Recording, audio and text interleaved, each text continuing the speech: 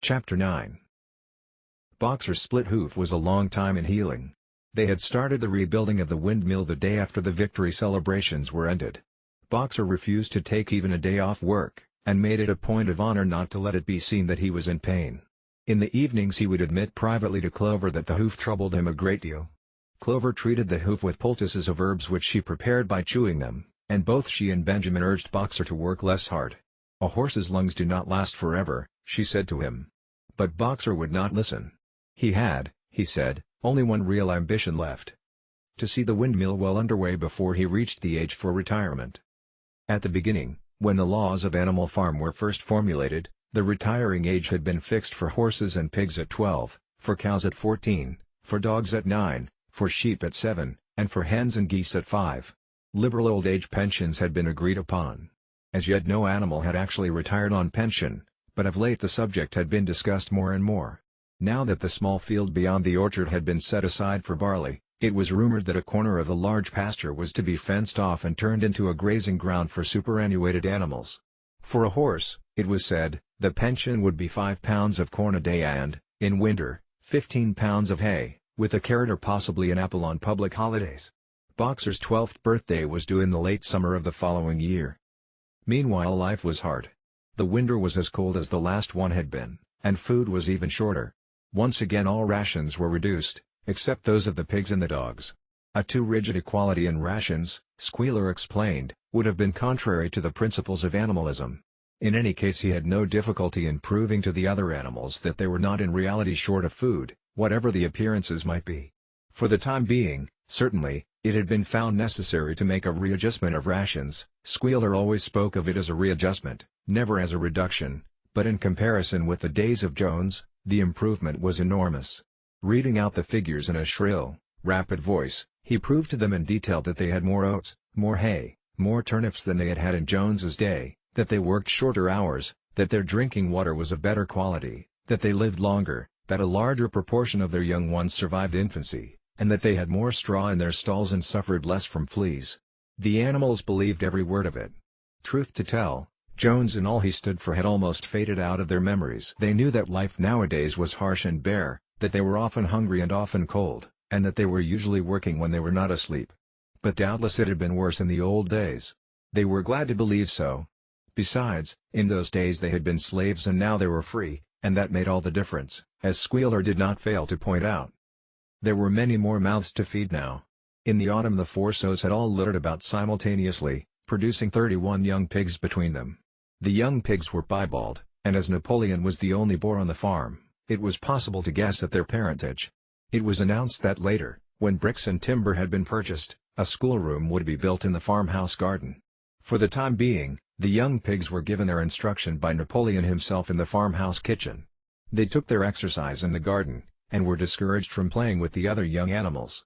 About this time, too, it was laid down as a rule that when a pig and any other animal met on the path, the other animal must stand aside, and also that all pigs, of whatever degree, were to have the privilege of wearing green ribbons on their tails on Sundays. The farm had had a fairly successful year, but was still short of money. There were the bricks, sand, and lime for the schoolroom to be purchased, and it would also be necessary to begin saving up again for the machinery for the windmill. Then there were lamp oil and candles for the house, sugar for Napoleon's own table. He forbade this to the other pigs, on the ground that it made them fat, and all the usual replacements such as tools, nails, string, coal, wire, scrap iron, and dog biscuits. A stump of hay and part of the potato crop were sold off, and the contract for eggs was increased to 600 a week, so that year the hens barely hatched enough chicks to keep their numbers at the same level. Rations, reduced in December, were reduced again in February, and lanterns in the stalls were forbidden to save oil. But the pigs seemed comfortable enough, and in fact were putting on weight if anything. One afternoon in late February a warm, rich, appetizing scent, such as the animals had never smelt before, wafted itself across the yard from the little brewhouse, which had been disused in Jones's time, and which stood beyond the kitchen. Someone said it was the smell of cooking barley. The animals sniffed the air hungrily and wondered whether a warm mash was being prepared for their supper. But no warm mash appeared, and on the following Sunday it was announced that from now onwards all barley would be reserved for the pigs. The field beyond the orchard had already been sown with barley, and the news soon leaked out that every pig was now receiving a ration of a pint of beer daily, with half a gallon for Napoleon himself, which was always served to him in the Crown Derby soup tureen.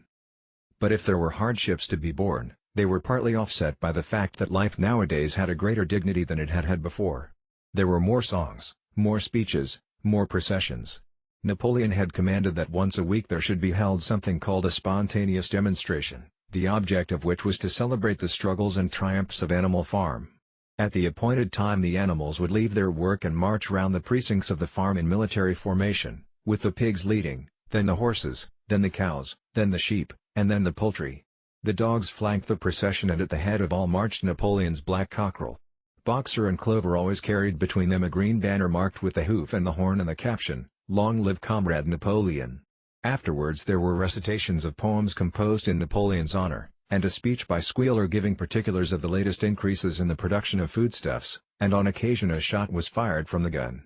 The sheep were the greatest devotees of the spontaneous demonstration, and if anyone complained, as a few animals sometimes did, when no pigs or dogs were near, that they wasted time and meant a lot of standing about in the cold, the sheep were sure to silence him with a tremendous bleating of 4 legs good, 2 legs bad.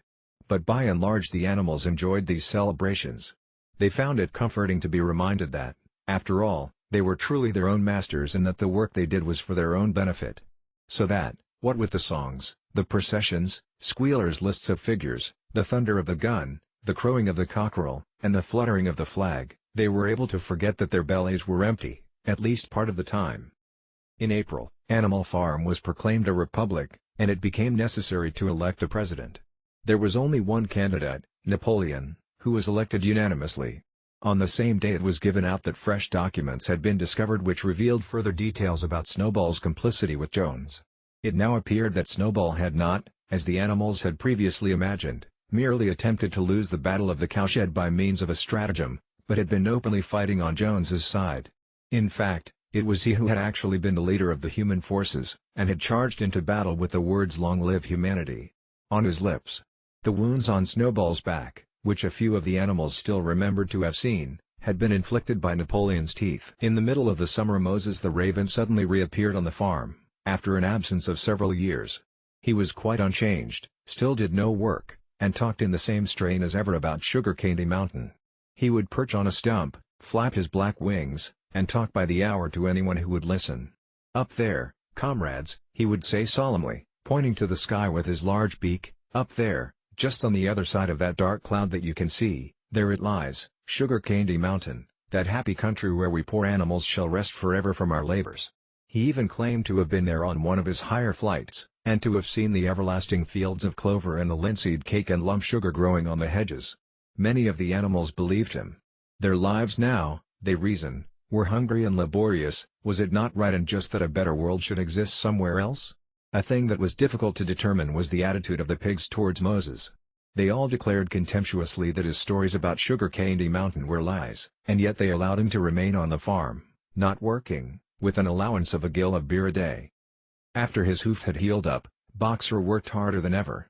Indeed, all the animals worked like slaves that year. Apart from the regular work of the farm, and the rebuilding of the windmill, there was the schoolhouse for the young pigs, which was started in March. Sometimes the long hours on insufficient food were hard to bear, but Boxer never faltered. In nothing that he said or did was there any sign that his strength was not what it had been. It was only his appearance that was a little altered. His hide was less shiny than it had used to be, and his great haunches seemed to have shrunken. The others said, "Boxer will pick up when the spring grass comes on," but the spring came and Boxer grew no fatter. Sometimes on the slope leading to the top of the quarry, when he braced his muscles against the weight of some vast boulder, it seemed that nothing kept him on his feet except the will to continue.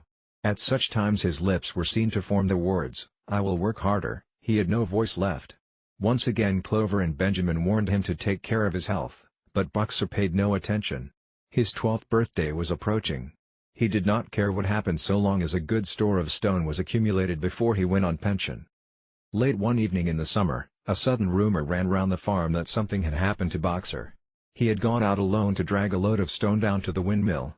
And sure enough, the rumor was true. A few minutes later 2 pigeons came racing in with the news, "Boxer has fallen. He is lying on his side and can't get up." About half the animals on the farm rushed out to the knoll where the windmill stood. There lay Boxer, between the shafts of the cart, his neck stretched out, unable even to raise his head. His eyes were glazed, his sides matted with sweat. A thin stream of blood had trickled out of his mouth. Clover dropped to her knees at his side. "Boxer!" she cried, "how are you?"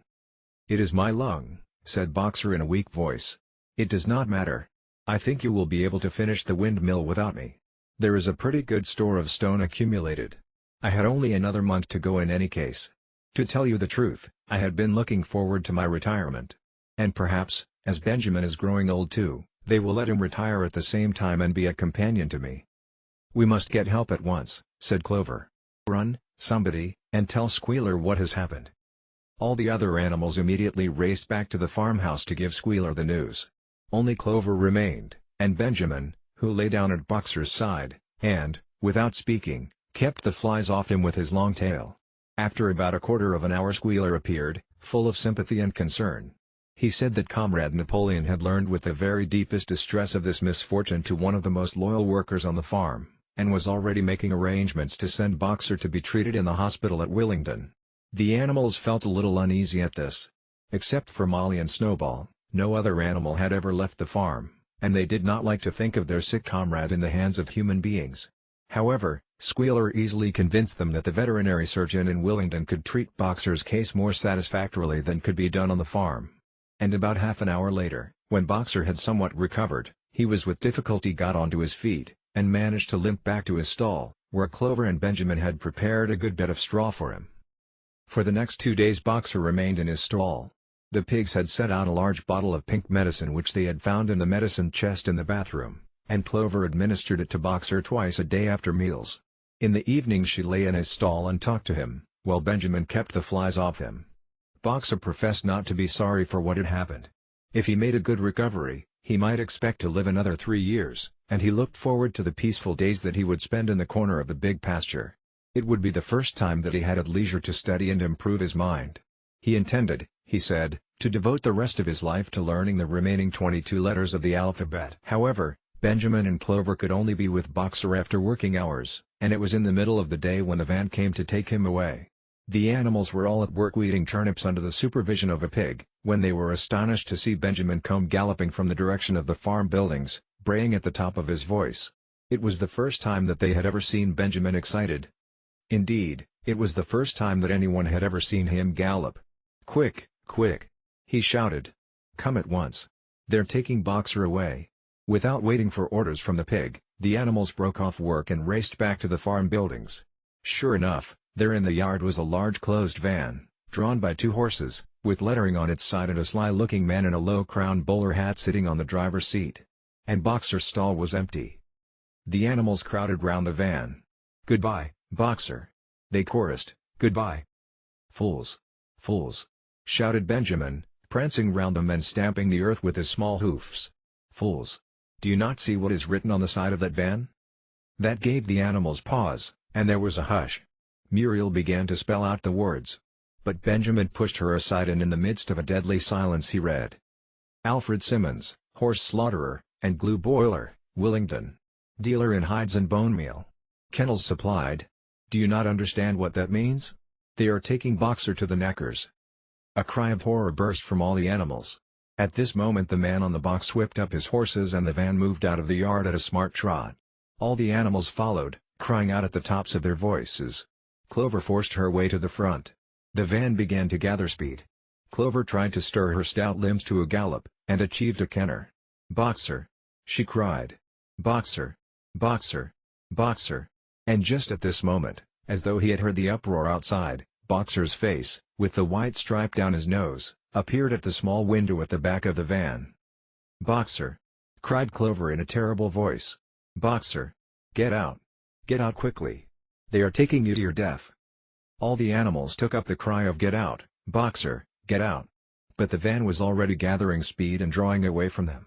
It was uncertain whether Boxer had understood what Clover had said. But a moment later his face disappeared from the window and there was the sound of a tremendous drumming of hoofs inside the van. He was trying to kick his way out. The time had been when a few kicks from Boxer's hoofs would have smashed the van to matchwood. But alas! His strength had left him, and in a few moments the sound of drumming hoofs grew fainter and died away. In desperation the animals began appealing to the 2 horses which drew the van to stop.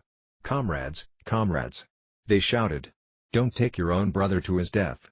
But the stupid brutes, too ignorant to realize what was happening, merely set back their ears and quickened their pace.